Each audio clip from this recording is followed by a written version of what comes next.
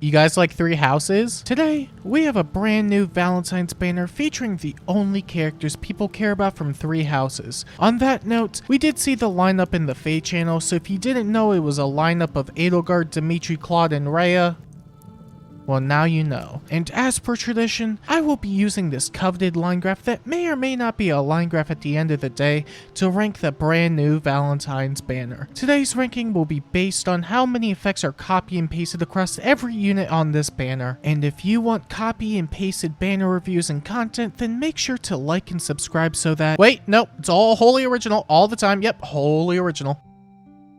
Please subscribe so that I can maintain some levy of sanity. Oh no, the specs. It's not 4K, just— First up, we have Edelgard, and she's Edelgard but new. Instead of being a Gale Force armor like Legendary Edelgard, Fallen who was better Legendary, Summer who was better Fallen, and Winter who was better Summer, Valentine's Edelgard is an armor who can Gale Force, but she's the best one now. Quite new indeed, I would say so. Let's see. Edelgard comes with Eagle's Heart, which is a slaying cancel remaining weapon with stats, true stats, even more true stats, gets special jumps when initiating combat, heals 7 HP after combat, gets additional true stats if the foe special triggers on their attack, and gets Gale Force and Canto back after entering combat and cantoing. She also has an upgraded B slot in Pure Storm, which inflicts attack and defense penalties, exposure, and sabotage at the start of the turn and after she takes an action, has extra debuffs during combat and true damage, damage reduction shredding, Gale Force, and disables the foe's special during any subsequent combat they enter. I really love reading 2025 unit descriptions. That said, it really is more or less the same stuff we've been seeing for years at this point. I do kind of like the cancel part at least. She can do hit and run stuff with more ease that way, which is pretty cool. And Gale Force? Yeah, Gale Force is cool, right? Yeah, Gale Force is cool, right? Yeah, Gale Force is cool, right? Yeah, Gale Force is cool, right? And despite all of that, I don't think this Edelgard is that amazing. She is good though, like, don't get me wrong, but there's like two things I don't really care for in her kit. The post-combat healing and the condition in her B slot. The healing makes it difficult for her to act as a Wings of Mercy beacon, so she kinda has to hit and then run away or be used for a Wings of Mercy cleanup, which, you know, is okay, I guess. Also, she's not Emblem Lyn, so— also, her special negation is cool, but the condition does kinda suck, having it only activate on the foe's second combat. It would have been so much better if it just worked from the get-go.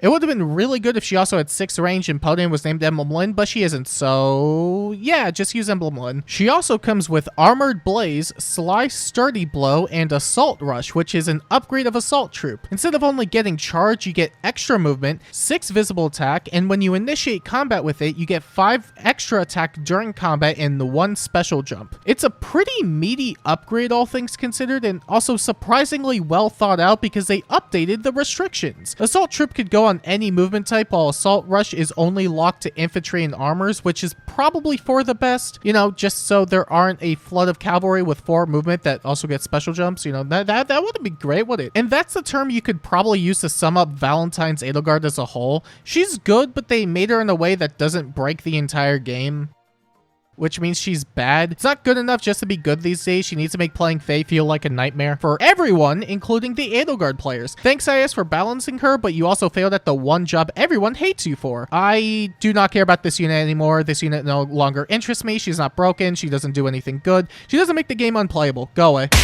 Next, there's Dimitri, and he's surprisingly unique this time around, although I say that as if every Dimitri is similar in some way like Edelgard and Claude are. Well, he does share one trait across every version he has, that being they all suck. Except Brave, he used to be pretty good. Let's see. Dimitri comes with Lion's Heart, which is a slaying cancel remaining weapon with stats, true stats, even more true stats, heals 7 HP after combat, gets additional true stats if the foe's special triggers on their attack, gets Gale Force and Canto back after entering combat and cantoing, and at the start of the turn gets extra movement and grants no penalties and breath to himself and allies. He also has an upgraded B slot in Pure Atrocity, which inflicts speed and defense penalties, penalties, grants 25% of his attack as true damage, a single special jump, full no follow-up, inflicts Divine Vein Haze after combat, and neutralizes 2 bonus effects on that foe and nearby foes. It's still so much text. So much text. Also, when I was reading through the comments on my last video, I realized somebody made a better version of the joke I made from that video, so thanks, it's mine now. You know what the game needed? More 4-movement cavalry. You know what else the game needed? A 4-movement cavalry unit that can lone wolf and canto 2 times in 1 turn. Well, actually, Brave Felix is more than 3 months old, so we kind of needed a new one. Am I right, or am I right? I do kind of like the Balder gimmick Dimitri has that allows him to neutralize 2 bonus effects after combat. I also like how the game refuses to tell us what bonuses are prioritized because they've yet to add a dedicated list to the game. It's always the little things with this game, I swear. I'm wondering if this works with Essence String, because if Dimitri can negate dosage, then Nurgle can steal the rest of the bonuses on a team. It'd be a nice way to also fight against Nathhogger, because once she has no bonuses, then the nuke can go in and still miss the kill. Game balance, teehee, teehee, teehee. He also comes with Attack Speed Excel, Shadow Shift, and Haze Slice, which is a brand new special that does not, in fact, inflict haze terrain. That's in his B slot, because yeah, okay, sure, why not? Haze Slice is a 3 cooldown special that adds 35% of the unit's attack as extra damage, and grants 1 special jump and 40% damage reduction when initiating combat. It's a pretty solid special, especially since the damage reduction applies to every hit instead of just the one that you'd get from other specials, but it does require initiating, so don't go putting on your tanks, idiot. It definitely feels like the go-to special for Cavalry, or just anything that wants the player phase, which is pretty cool. Cavalry being able to get up to 3 special jumps with momentum in this special is so funny, because any Cav could just run up to you with a Sigurd ring and then go. And other than that, that's about it for Dimitri. He seems solid overall and probably has a lot of potential in general. And you can't spell 3 houses without 3. Dimitri. I sure am funny. And then there's Claude, and he does things.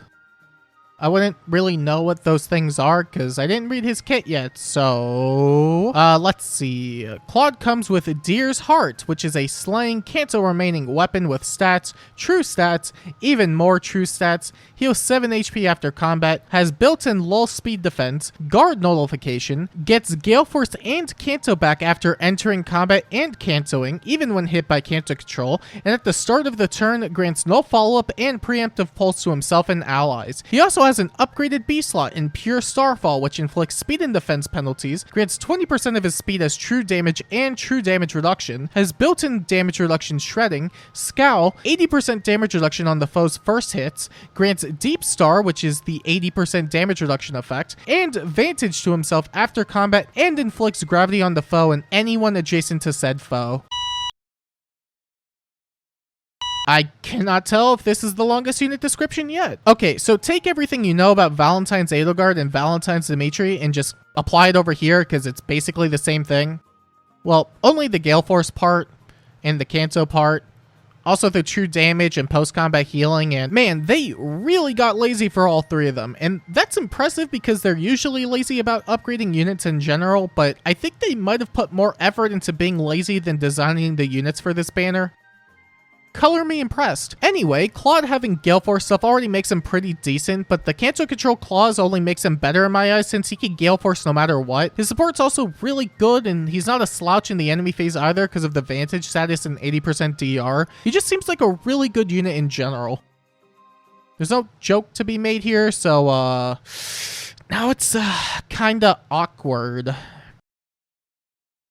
Also, it's really funny if you pair him with the Lind Ring because you could just snipe a foe from 5 spaces away and also inflict a load of gravity on top of what he already does. Why is Emblem Lind the worst unit ever? He also comes with Curve Shot, Attack Speed Prime, please just make a new close counter A slot, no one likes his skill, and Attack Speed Insight Hone. Doesn't that just roll off the tongue? Love it when they just make the worst names ever for skills. Battle of Mid! Rain Snap versus Insight Hone. Begin! Yo, what's up? I'm Eminem and you're right. Insight Hone grants attack speed 6 and insight to everyone within 2 spaces and additional attack and speed during combat based on the total amount of allies with the insight bonus. Yeah, it's alright. It's cool that Cavalry have an actual C slot to use now instead of Well, I'd list them if they existed. And other than that, that's about it for Claude. He seems like the strongest of the 3 lords here, but I don't think Dimitri's lagging behind that much, if at all. In fact, he could actually have the most potential of the 3. Let's not talk about Edelgard. Although, seeing as this is a good Claude, I think it's only going to take like 3 months before we get Bride Byleth, who just completely makes him irrelevant again, just like Wind Claude. This is for you!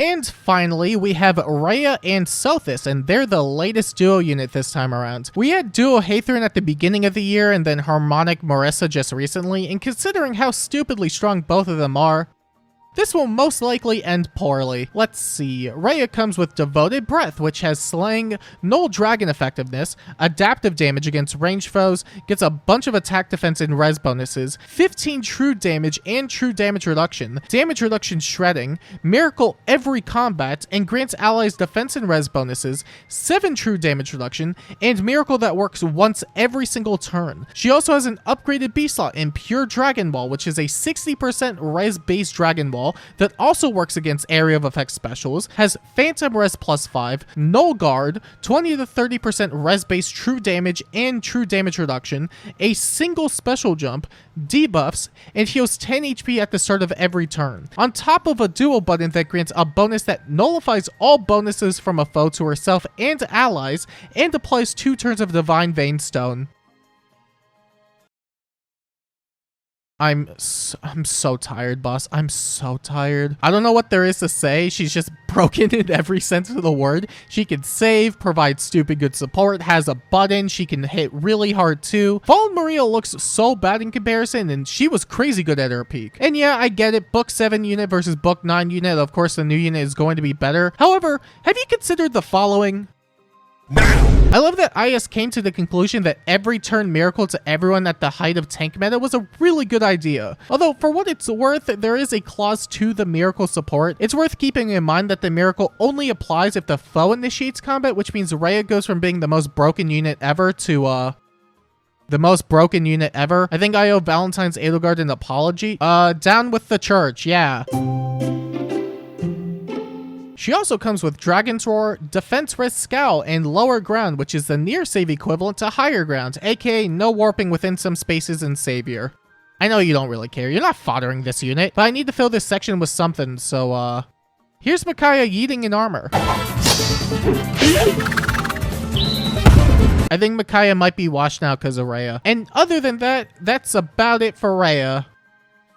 You know how people reminisce on the times where all you had to worry about was Reinhardt? That's me, except instead of Reinhardt, it was like 10 minutes ago. This unit makes me very upset. And of course, we also have the free stuff, and that's always fun to talk about because it's free. Hubert himself is not good. In fact, putting the word good next to Hubert in any fashion feels like a crime against the word itself. He's the embodiment of bad, which is really unfortunate because he's got a funny costume and a funny hat and a funny stat line. That's kind of why he sucks, TBH. 2BH. To be quite H. That said, being a ranged armor is also kind of a death sentence for the most part. It's very rare that we actually have one that's good. His weapon's okay at least because it has like 25 true damage in it and some support, so it could be worth inheriting. Not the rest of the kit though, he could keep those. But it's free, sir. If that even touches, I will kill you. That said, the seals definitely make up for it all. Times Pulse and Attack Speed Prime are just really great seals.